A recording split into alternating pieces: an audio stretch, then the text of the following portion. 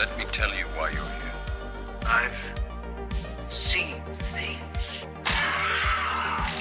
Oh my god. Whoa, yeah! You don't stop and look around once in a while, you could miss it. Guaranteed to jack you up. Yo, what is going on, my dudes? I know it's been a hot minute. I'm so sorry. I've just been hanging out with family and just doing some other stuff creatively on the side. And I'm really getting those going. I'm getting back into my writing. It's finally like, I don't know. I finally might be able to start soon. I'm usually stuck on the world building and coming up with the story first before I actually start writing. I'm starting to finally get all that, so I'm really excited about that. So it's kind of been taking me away from doing this. But don't get me wrong, I still like doing this. It's just been trying to get into that. But I do have vacation coming up, so it might be like another time period between episodes. But I'm gonna try to see if I can put out another one very soon or have it ready to come out. But I just want to say, excited to be back and excited to be talking about another favorite movie of mine. I know I say this like every episode. I love this movie as well, but it is a sequel to one of my favorite movies of all time, which is the 1982's Blade Runner. We're going to be talking about 2017's Blade Runner 2049. Now, this is a lengthy movie. It is 2 hours and 43 minutes, so I know it's not for everybody. It didn't perform well at the box office the same way that the original didn't either. It's not for everybody, but these movies are incredible. They look incredible. They're very influential. They have incredible names in the industry attached to these films. They're stepping stones. They're like cornerstones of the sci-fi genre and just cornerstones and cyberpunk, like the genre itself. It's so incredible. There's so many great things. It's highly influential. The same way that Akira is, which is another one of my favorite movies, and I have the poster of that right here. Whenever it had its anniversary showing, I got that. I had to cop it. It is amazing. It's very thought-provoking. It brings out the best and the worst of humanity, because that's ultimately what it comes down to. And especially the way things are nowadays, it's fucking wild. Like, humanity is big in question right now, of how much people care, how much people give a shit about the world that revolves around us. Like, should we just be more to ourselves because times are getting super rough and scary? You know, should we just only focus on the people closest to us? But then if everybody does that, then a lot of things get overlooked and a lot of other people get hurt or oppressed or anything like that. So it makes it really tough. So in challenging times, we have to remember our humanity and be there for our like brothers and sisters on the side, across the ocean, whatever differences, it doesn't matter. We got to be a thing. These are actual things that are tackled in these movies about just because you have these differences between you and this other person, or how they like to see replicants as things. And sometimes they're even more human-like than human. And the whole point of being human is to just live life, to grow, to prosper. And that's what they do. They have feelings, they have emotions, they want to live, they want to hold on to life, and then also preserve it so that way other people in the future can enjoy a life as well. And going over everything I just said, I know it's a lot right now. I'm pretty hyper right now because I just finished watching the movie. I love the movie, and I know it's not a very hyper movie, but the sci-fi genre, it gets me going, man. It's gorgeous. It's beautiful inside and out. It's terrifying as well, especially with the direction we go in some things. You know, it's one of those things. I'm going to talk about it later, but like I want to address this because I haven't been very vocal about it anywhere. But I just want to say I do completely stand with the people in Palestine, and I think what is happening over there is fucking terrible. And I believe everything that Israel has been doing is a war crime. And I feel like that will get this video suppressed whenever it is on YouTube. I don't think Spotify will affect it at all. But yes, it is all very fucked up. Fuck those guys over there. It doesn't mean I'm anti-Jewish or anything. It's just, it's wrong. It is very obvious. This is wrong. And it's almost reminiscent of the shit that we see in some movies where they don't like a certain type of people or a certain thing, and somebody's first option is to just get rid of them. And it's like, fuck it, we don't need them. They're not important or anything. and that is far from the truth in today's world. Those are important people. They have lives to live. They have families. They have every right to be who they are and to be where they are and to go wherever they want to be. So I stand with the people in Palestine. I just want everybody to know that, to know my stance on it, because it's gotten so bad. And I'm not very political or anything like that, but it's not something I can turn a blind eye to and not at least say that I'm on this side, because silence is complicit, and I'm on that. And I wanted to talk about that for a quick second. But now that I got that off my chest, let's go right into the movie. Now, Blade Runner, the original, is one of my favorite movies of all time. It's definitely in my top 4. And this movie is, it's fucking neck and neck, man. It's really hard to choose because this one looks great. I feel like it almost does everything the first one does, but better. But then it's like, I love the original, so it's hard for me. It's a bit 50-50. It's so hard. I don't know, man. It's just fucking difficult. I love these movies, so it's really hard to choose between which one I love more, but they're both great in their own ways. They both tackle different sides of the same message. It's just incredible. Now, going back to what I was saying earlier, yeah, this movie did not perform very well at the box office, but the first one didn't either. And it's because these movies aren't for everybody. They are slow paced, but they are amazing if people actually give them a shot. Like, you have to go into it not expecting like some blockbuster and all this other stuff. These are very deep and methodical movies that, you have to actually intake. It is, and this is going to make me sound pretentious, but it is cinema. These movies are cinema. They look amazing, and they're not just style, they're all substance as well. They balance it incredibly well. But these movies do have cult followings, and that's also what's kept this franchise like afloat. I'm hoping we get something eventually. We already get comics and stuff like that, but I would love to see more. Like, I would love to see games. I would love to see another movie, but I know these are big risks because this movie had a budget of 150 million, but to break even, it would have had to make about $400 million in the box office, like worldwide. But unfortunately, it only brought back $267.5 million. So definitely a bomb, but that doesn't mean this movie wasn't great. The ratings speak for themselves as well. Everybody that I follow on Letterboxd, and even myself, has labeled this a 5-star movie, and it's fucking 5 stars, 5 out of 5, man. And then on IMDb, it's sitting at an 8 out of 10, and then the average Letterboxd is 4.1. Now, this incredible film was directed by Denis Villeneuve, and I hope I'm pronouncing that right. I practiced it a little bit right before the cut, but I think I scored it. But he directed Dune 1 and 2, which 2 I'm going to talk about eventually, Arrival, and Sicario. Those movies, all incredible. They all look incredible.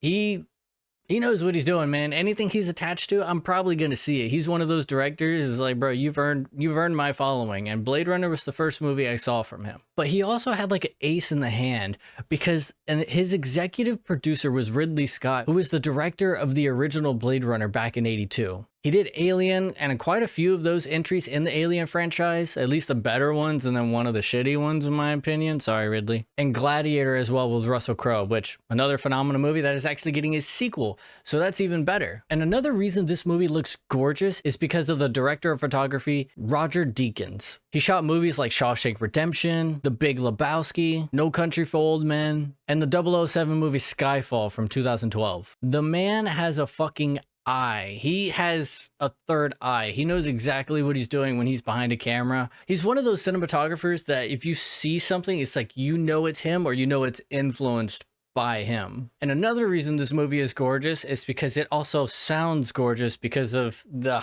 highly prestigious Hans Zimmer scores this movie. And Hans Zimmer has done incredible movies. He has a long list of movies. Of course, he's known for like Interstellar, The Amazing Spider-Man 2, which that one has some really good shit in that one.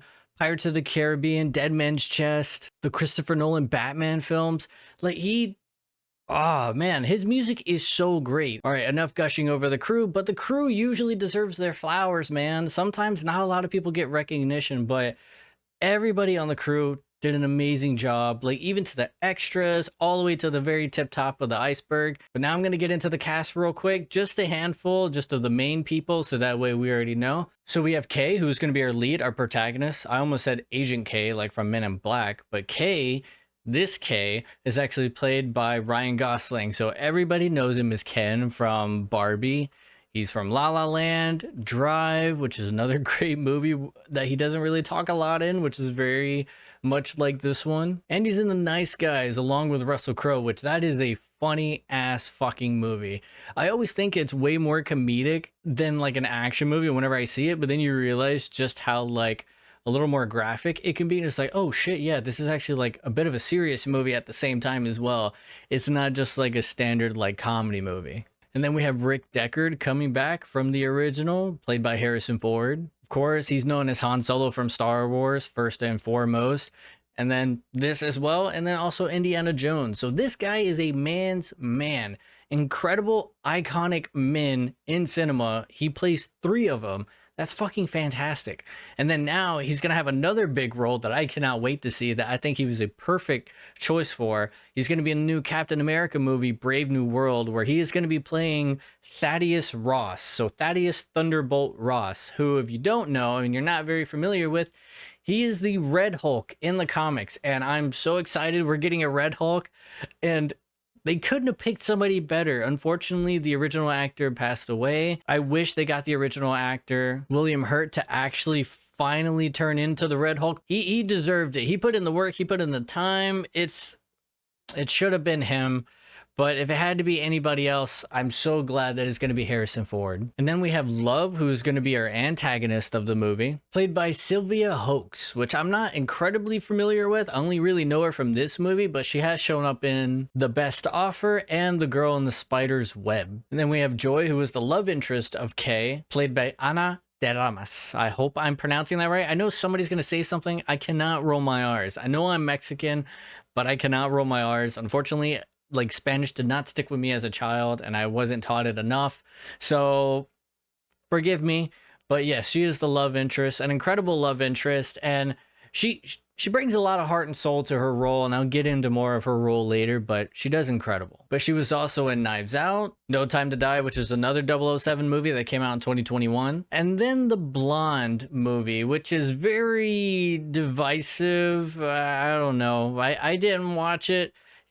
I didn't hear the best things, and I saw a lot of women talk about how they didn't like how Marilyn Monroe was portrayed in this movie, and how things weren't accurate, and so I was kind of like, I mean, she looked great, don't get me wrong, she looked incredible, but after hearing all that, I was like, I don't know if it's for me then, you know, but like, who am I to say? And then we have the character Mariette, who is a replicant sex worker in this movie. And she is played by Mackenzie Davis. And she's from The Martian. And then she's also in a Black Mirror episode, season 3, episode 4, San Junipero, which I hope I'm saying that right. I'm not entirely sure. I tried to sound it out and I think I got it. It seems correct to me. And Black Mirror is definitely a series I'm going to cover eventually whenever I actually do want to talk about shows. I'm not sure when. I already made the logo and everything because Black Mirror is an amazing fucking show that takes years in between seasons, but fuck, it's almost worth it every single time. But God, I binge everything and then I have nothing. So it really sucks, but it's an incredible series. If you haven't seen it, check it out, or just wait for me to talk about it in case you really want to know. And then we have another antagonist, which I don't think he's the primary antagonist. I mean, he kind of is, but he's not in the movie too much. So it makes it a little like tough to really say, because we do see Love way more than we see Neander Wallace, which Neander Wallace is played by Jared Leto. I think this is a perfect casting. He does incredible at this role, and this is the type of shit I want to see him in, but they didn't do a whole lot with him, unfortunately. But they did have a prelude to this movie that released on YouTube. They had 3, and 2 of them were directed by Ridley Scott's son, which is awesome, and he did a fantastic job. It fits right into this movie. I kind of wish those were just included in the movie.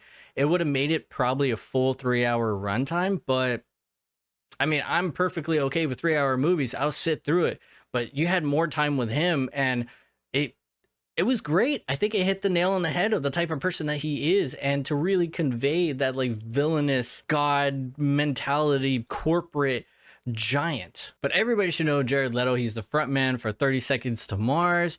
He was in the Dallas Buyers Club, which is another incredible movie that's very moving. Requiem for a Dream. And then for a short period of time, he was the Joker in Suicide Squad and the Justice League. And then, of course, his most prestigious role ever that everybody is fully aware of at this point is Morbius.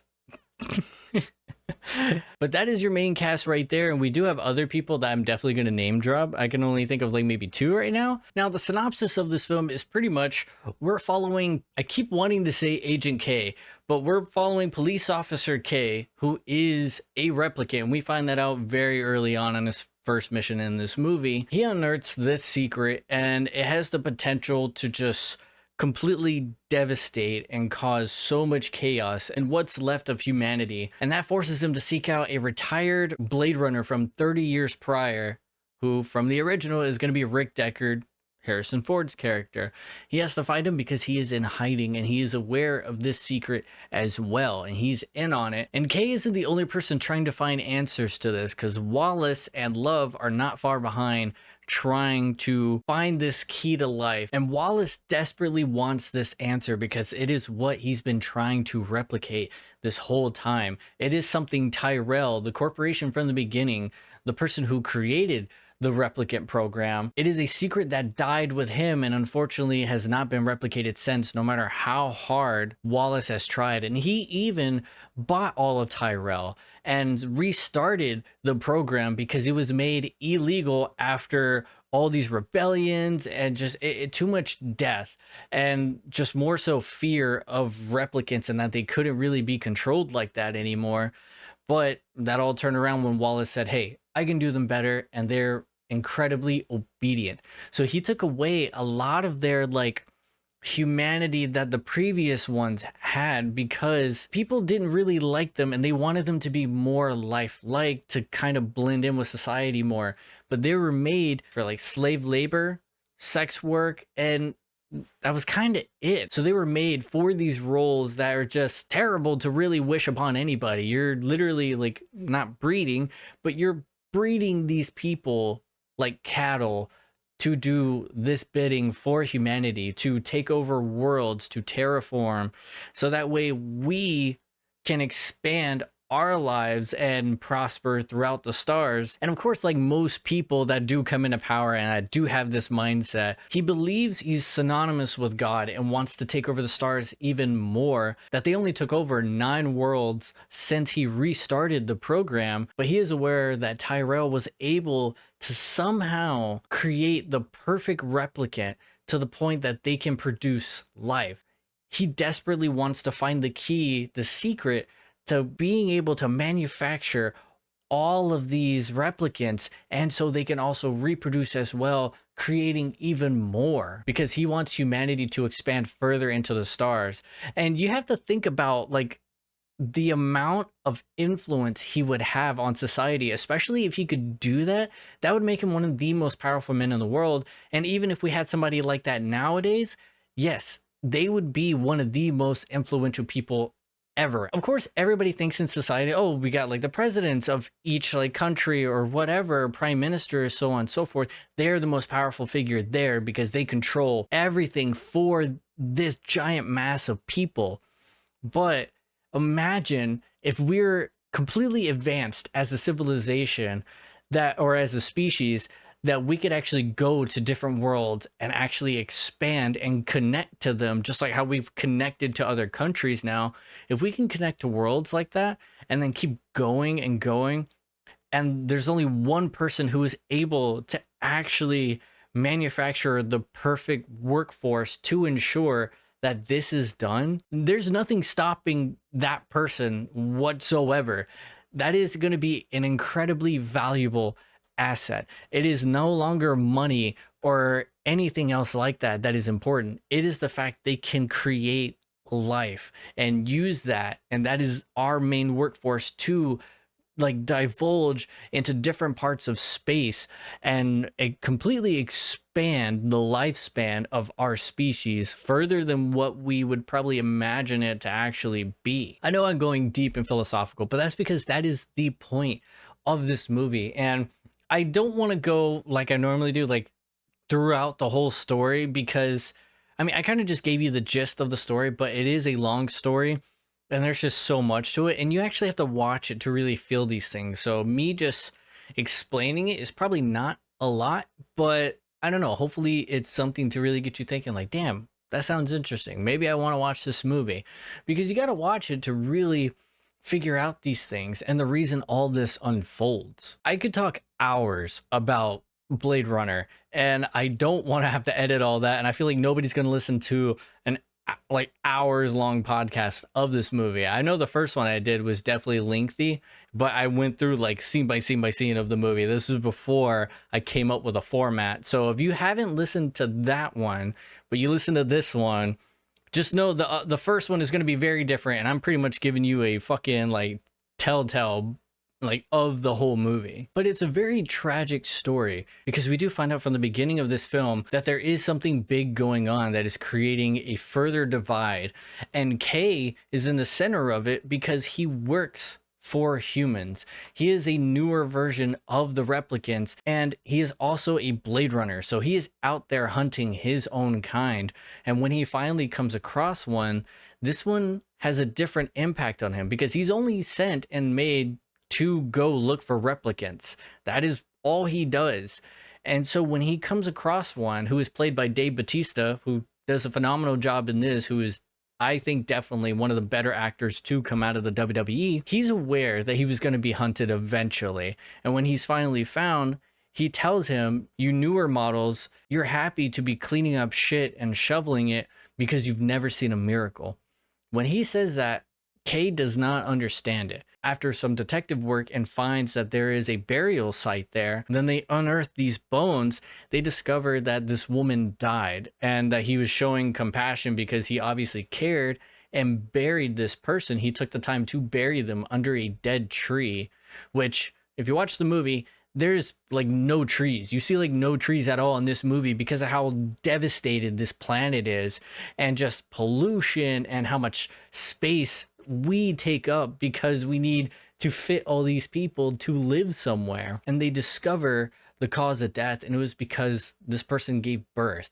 And they also see like incisions, and Batista's character was in the military and was a medical officer, so he was trying to help save the person by giving them like a C-section, but unfortunately this person still died during the childbirth. But Kay was the one to discover while examining the bones that it is actually a replicant that gave birth, the first one ever recorded to give birth. And his commanding officer is there to see it as well and knows this could destroy everything. This will cause either a war or it will cause a slaughter, which she already knows who would get slaughtered in the meantime. That replicants would probably begin to get wiped out because none of them would know. The replicants wouldn't know. So it would only be the humans, and they would know. If replicants found out about this, it would cause so much chaos. So we would have to kill them all first. That is baffling that would be the answer, and that's what she goes to. And Kay, in the center of all this, he's kind of in disbelief, like, shit, you know, like that's wild that happened. Like it is indeed a miracle that he didn't see, but he's still having a hard time believing. But it's only when he starts to investigate even more that the clues align up with his memories. And he starts to see the signs that he is the child that was put in hiding and is mother born. So he is indeed a replicant, but he does have these memories. And going through this lengthy investigation, he starts to see that these things line up and that his memories aren't implants, which is what they normally do with replicants. They do this to give them a bit of humanity because the future cannot be written for them, but they can give them a past to give them a sense of feeling, so that way they can kind of comprehend some of these aspects of life. But after he does kill the first replicant, Batista's character, he does have to actually go through all these like PTSD like tests. And I feel like this is something common that most like law enforcement or military you have to do after you've killed like somebody to make sure you're okay. But they strictly test him because he is a replicant killing replicants. They want to make sure like, hey, you're still one of us. You're not one of them. You're part of the police force. And so they have to test that.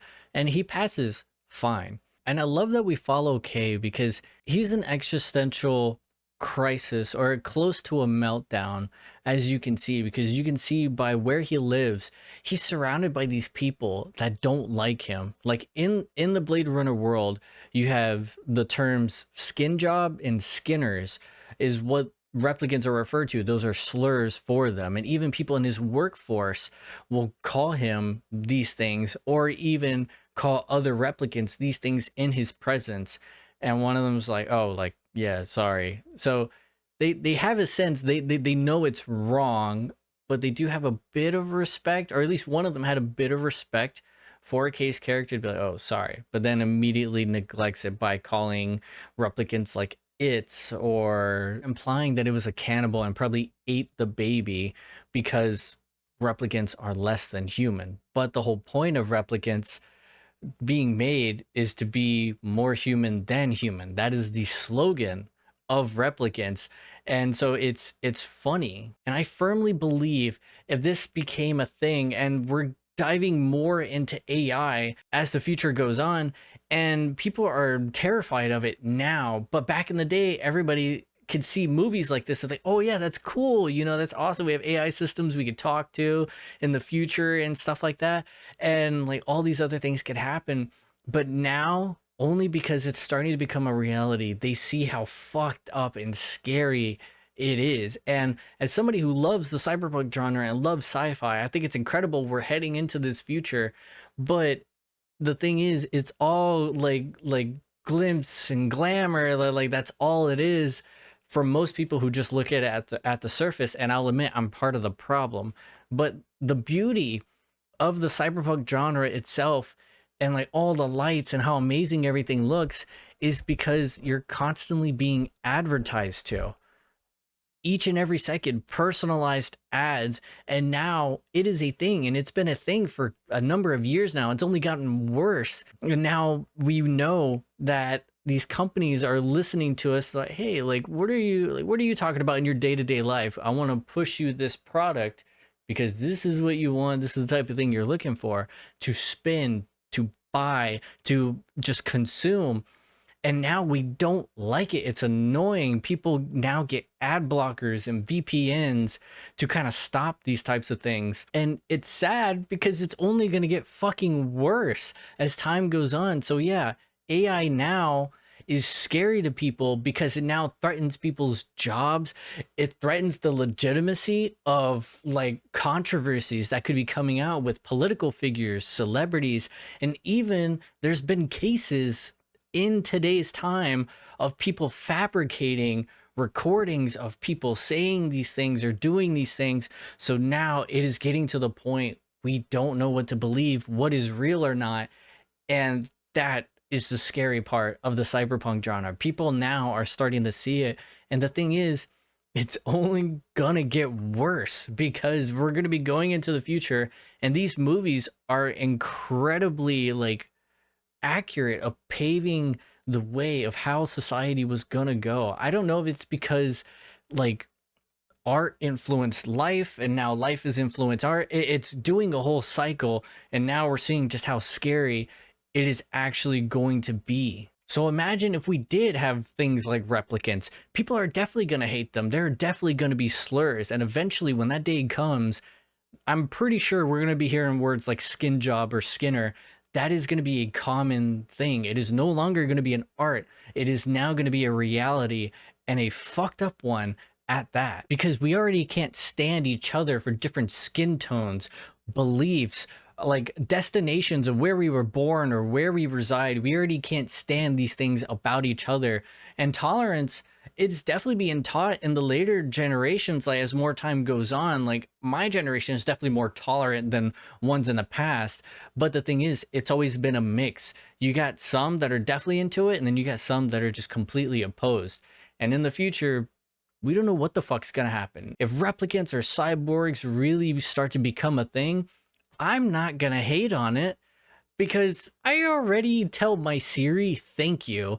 So it's all over the place. It's like I'm not gonna be like, oh yeah, kill it or something like that, because I love the genre and it already blurs the line for me. If something is going to think it's real, why am I going to treat it like shit or want to kill it or just say it shouldn't be made at all? It is not my place. You know, it is tough. And I believe for a person that really believes in humanity, you also cannot say these things as well. It becomes a contradiction, because let's say there is something that does discover humanity itself and believes and feels and thinks things are beautiful and life is worth living, and is even afraid to lose what they have. That's humanity in itself. That's no different from like a pet that you have that loves the life that they live, but whenever they're cast outside, they're miserable, they're sad, they actually display emotions of hurt and abandonment and actually have trouble trusting or anything like that. It's very relatable. And it's hard. So as we go into the future, it is going to be hard to separate that. But there's going to be plenty of people who will have no trouble doing it and realizing how much of a contradiction it is. But you also can't fault them either, because it is fucking terrifying. You can't expect these people to also be okay with this, with something that is probably going to take their jobs, or maybe even go AWOL and like kill somebody or something. And then that causes a whole bigger argument. So it's, what do you do? Your hands are tied. Like, you don't know what to do. The only thing that I think is a solution is to probably not do it at all, to not create these things knowing what it could possibly turn into. And things are only escalating now, and people are starting to get worried and scared, because we're only having like nothing physical. It's only like softwares and stuff. But the moment these things become real, they become actual hardware, it's going to be a fucking nightmare for most people. And I don't know what's going to happen. It's going to be devastating. It's going to be this massive wave of ripple effects, and eventually we're going to hit the singularity. And if you guys don't know what the singularity is the point at which technology starts to evolve or just keep going at such a rapid pace that there's no going back. And the moment we start to do that even more, where robots are making robots, or AI is starting to constantly update itself, it's starting to think more for itself and less reliant on people working on it to learn and evolve, we're no longer needed. It's going to keep going. But of course, I don't think, and I hope maybe nobody's going to put AI in charge of training other AI or creating other AI or physical forms of robotics, because that's how fucking Skynet happens, man. Terminator called this shit a long time ago. But the thing is, I feel like I feel like my problem is, and I know I'm going so off tangent, but I'm still talking about the world of sci-fi and Blade Runner in the movie, is that if time travel was real, like it was in like Terminator, like the whole series, if it was real and if things got that bad, then we would already have an answer by now.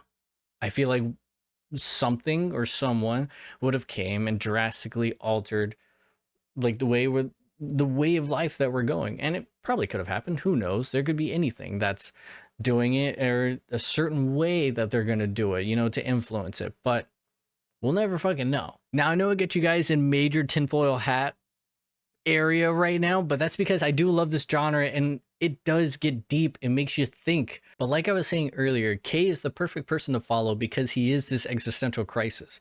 Because he was just a replicant doing his job, very obedient, always telling the truth because his model is supposed to be very obedient and telling the truth, doing the job, doing is what is specifically asked of you. But once all of this starts to really unfold and he starts to put clues together, he has a hard time grasping like what to do. He does start to lie. He does start to hide things, and he does start to display more emotion, which he's very emotionless in the beginning, but little by little you see that start to chip away. But the main times he really does show humanity is to another form of AI that he's more real than technically. Now with Kay and Joy, I think it's a beautiful relationship, or at least it tries to be as real as it possibly can. And sometimes you do get lost into it because you think, oh man, this is cute. They're such a cute couple. Because Joy is nothing but a holographic AI system, and that's all she is. She's just an online girlfriend.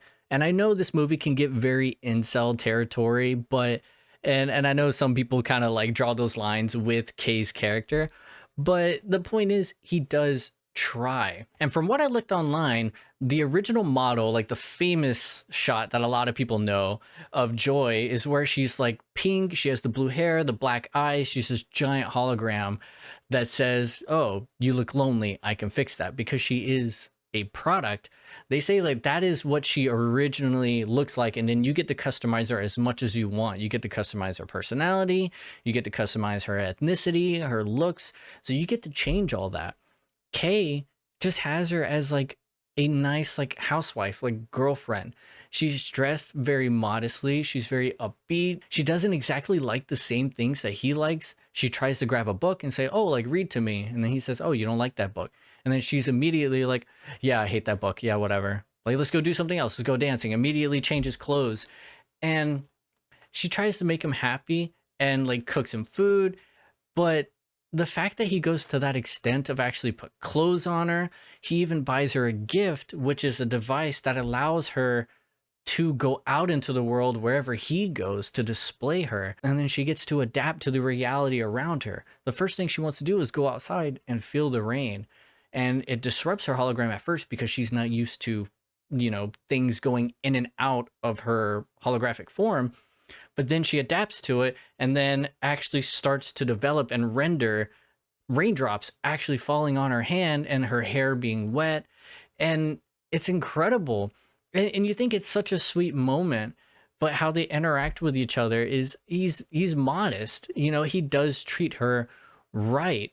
And then you start to really see like, okay, he's definitely more the human in the relationship between these two. He is more human-like than she is because she's very much a product trying to adapt to make her purchaser or the customer happy. So he does show some sense of humanity when it comes to her, like in their interactions, by also caring and wanting to give her something and for her to be, you know, happy. Like that's what he's trying to do. So there is humanity in Kay and he shows it, but he starts to struggle with it and starts to become more like uneasy, a little bit offbeat, you know, a little scattered whenever he stumbles upon another clue that points to the fact, like, you know, his memories could be true because it lines up with a date that he saw, and one of his memories is holding a wooden horse that was carved, and it has that same date, which is pointing to his birthday.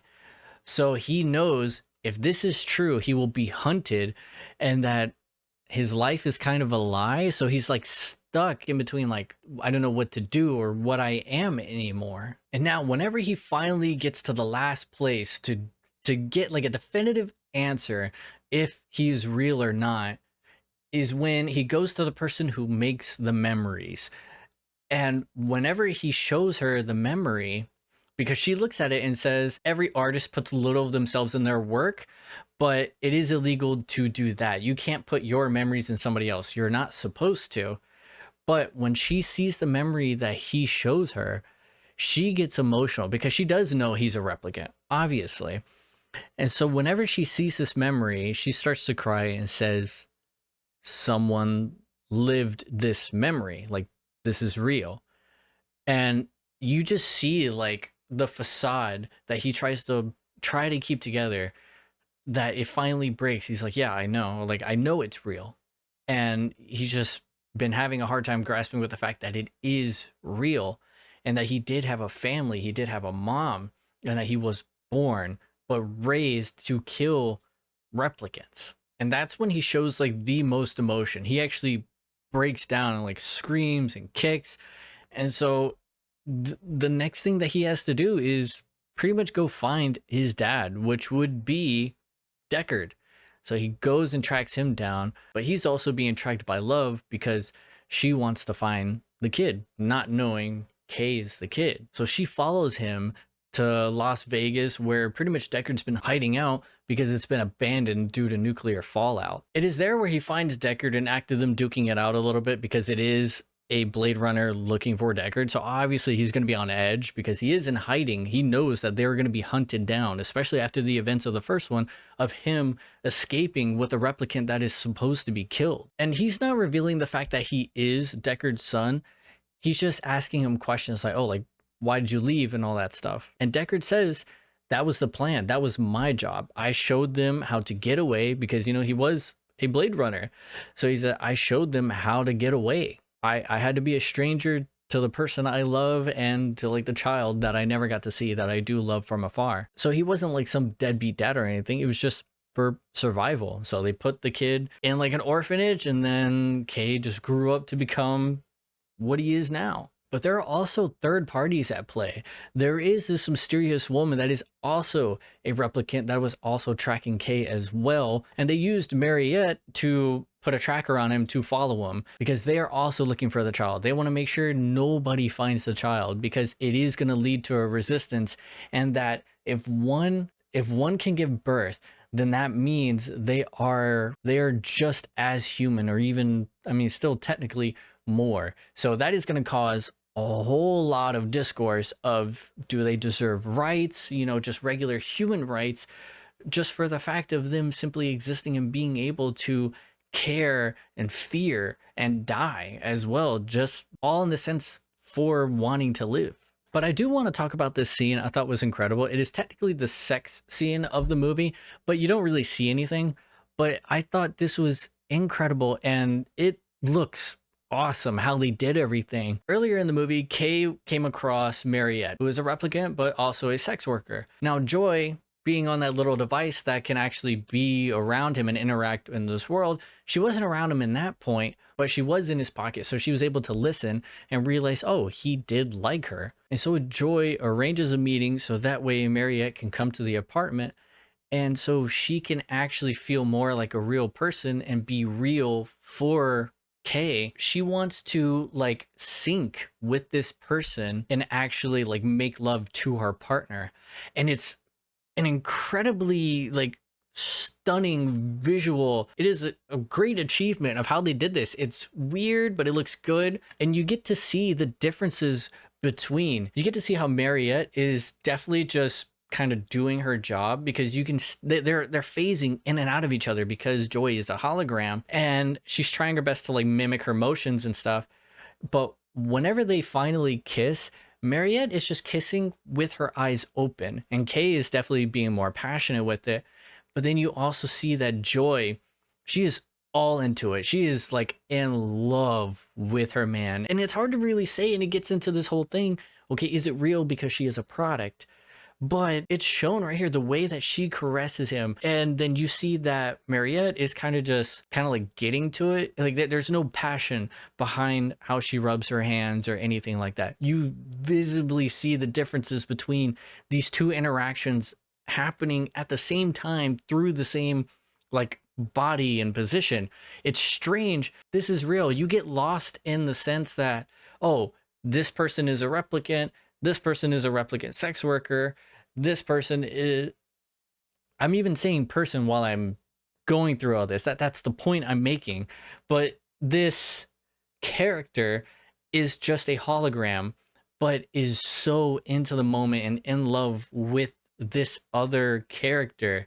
And you get lost in the sense like, oh yeah, none of these people, doing it again, none of these characters are real people. But you buy into it because she loves him and wants to do it. Mariette's just doing her job, but Kay is into it as well and accepts this gift that Joy is trying to do for him because she wants to be real for him. She wants to be a real girl for him because she now sees that he is a real man, that he was born. And this is pre-spoiler, by the way. I thought it was a very beautiful scene, but that is where Maria is able to put the tracker on because she's also helping this replicant resistant group. And now I say pre-spoiler, and I'm already at an hour looking at just recording, but I know at this point it's going to be cut down a little bit. So I'm not at an hour yet on the official podcast, but I'm already looking at myself at being at an hour. But this is going to be a spoiler. So if you haven't seen the movie, please go watch it. If all of this is intriguing you and how deep it can be, please watch both of these fucking movies. They're incredible. Some of my favorite fucking movies ever. I can literally talk about it for hours. I am extremely passionate about these movies and this genre, and that's all I've been writing on. Like, it's amazing, it's beautiful, it's devastating, it's scary, it's all of these things. I think it is perfect, and unfortunately it is very reminiscent of the world that we're living in, how society is and the direction society is going in. But the spoiler of it is that it's not actually Kay. Kay is not the child that was born. It turns out it is the person he met earlier who is the one making the memories. That memory was hers, and she implanted it in him. Of course she did it, but I don't think she was doing it intentionally. It's more so like just finally expressing it because she's all alone, because she has like a compromised immune system. So she's caged off, and this is her job. She doesn't get visitors very often or anything. So I think she was finally having like a therapeutic session and just getting this out, and it just happened to line up the way it did, and Kay got the memory. So he figures out like he's not real. So how devastating that is, and how lost he is, because the humanity he was starting to feel that kind of unlocked the chain of him having to be obedient to these people is now gone. You know, that hopeful light at the end of the tunnel is gone, and he starts to wander the city a little bit, and he comes across that very iconic shot now of Joy, you know, being pink and, you know, a giant hologram, you know, naked. That's where she says, "Oh, you look lonely. I could fix that. You look like a good Joe." And it's devastating because that's the name that Joy gave him after finding out he's a real person. She was like, "No, you deserve a name. You don't need like a letter from your serial number." So she said Joe, like, and she gave him that, and he even starts to say his name is Joe. He tells Deckard that's his name, because even Deckard now, after the events of everything in the first movie, he sees replicants as people now. So whenever he asks him his name, Kay's first response is saying his whole fucking serial number.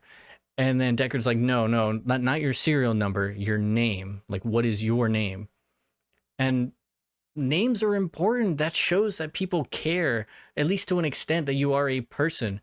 Because there's an interaction earlier in the film, and I know I'm jumping around, sorry. There is an interaction between Love and Kay, because she introduces herself as Love. He's like, "Oh, like, they must care about you. You know, they gave you a name. Like, you know, you must be special or something." And she gives him like a look, because he automatically clocks that she's a replicant with a name. And I feel like that almost sort of offends her in a way, something like that. Like, it's a very interesting look. Like, somebody would have to tell me what they think, because I look at that face that she made as a bit of a, she was kind of, you know, disrespected, almost disgusted. But she does definitely care about replicants, obviously, because she's trying to find the kid so that way they can create more replicants. But yeah, it's really sad when that happens, and it's devastating because whenever he comes across like that giant, you know, ad for Joy, this is after he lost his Joy. Love stomped on that little device and deleted, pretty much killed what was left of his Joy. And it also makes you think, if the love was real, Joy knew she was about to die, and the last thing that she could do right before it was going to happen was to get as close as possible to Kay and just immediately tell him that she loves him, and then, love stomps on it, and Joy's dead. So it really makes you wonder, okay, was it just the AI system that was that in love with him? Or was it the fact that she was an AI system that probably did start to develop real feelings? It's tough. It's up in the air. But when you see that scene, it's gut-wrenching because that's the last thing she wanted to do, was to express her love to him. It's fucking wild, man. It's like I said, these movies are deep, and I gave you a very like vast, or I gave you as much of an overview as I could, but I don't want to spend forever on it because it really can be. But I love these movies so much. I hope we get more material out of it. Hopefully one day you guys will be able to see my own material. Hopefully I'm wanting to do comics because I feel like it's going to be easier medium to get into a little bit, then, because no way I'm going to be able to make a movie of the shit that I want to do. It'd be incredible. A show would even be great. An animated show or something would be incredible. I would love that, but I don't know. But that's something, man. That's Blade Runner 2049, and I'm sorry if this felt rushed or anything, but it's just, I know if I don't limit myself, I'm gonna go on forever, and it's gonna take forever for this fucking movie. But there's so many incredible things I haven't mentioned. I know there is, but just watch this movie and then watch the 3 shorts that are on YouTube. They're great. They fill in parts of the world. They happen all before this movie. It's so fucking good, man. It really is. I have like no personal stories to really attach to any of this. I think the only personal thing I really had was just more so of the sense that I tell my Siri thank you and all this other stuff. So I care. I try to treat my stuff with respect. Man, this genre is super influential. And this movie was very influential, even on one of my favorite bands. I'm wearing their stuff right now, Bad Omens, and I do have the poster all the way in the back and like the hat. They replicated some shots and definitely the vibe of Blade Runner 2049 in their music video, Like a Villain. And if you haven't heard this album, I think this album by Bad Omens, The Death of Peace of Mind, is an amazing cyberpunk album. It is definitely the feel that they were going with. The album cover is gorgeous. The music videos are cool. It is very much influenced by the genre itself, but the Like a Villain music video, if you watch it and you watch this movie, very reminiscent, definitely capturing the vibe, the colors, the dystopian aspect.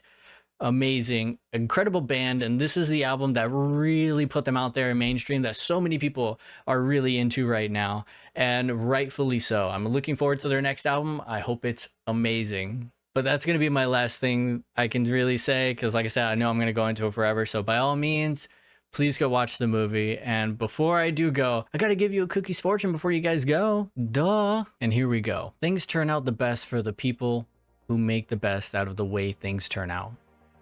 Do with that what you will, ladies and gentlemen. But until next time, be excellent, be kind, subscribe to the podcast.